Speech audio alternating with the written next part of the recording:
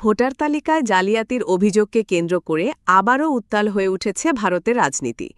বিহারের ভোটার তালিকায় ও বিগত লোকসভা নির্বাচনে ভোট জালিয়াতির অভিযোগ আনে বিরোধী জোট ইন্ডিয়া। সোমবার নির্বাচন কমিশন অভিমুখে বিক্ষোভ মিছিল বের করা হয়। এ সময় আটক করা হয় রাহুল গান্ধী, প্রিয়াঙ্কা গান্ধী সহ কংগ্রেসের বেশ কয়েকজন সিনিয়র নেতাকে। পূর্বনির্ধারিত কর্মসূচির পরপরই পুলিশি বাধার মুখে পড়েন ভারতের বিরোধী দলীয় এমপিরা। ব্যারিকেড উপেক্ষা করেই নেমে আসেন পথে।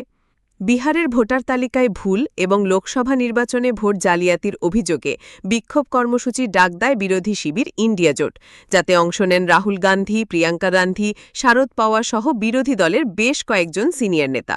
এ সময় নিরাপত্তা বাহিনীর সাথে তাদের ধাক্কাধাক্কি হয়।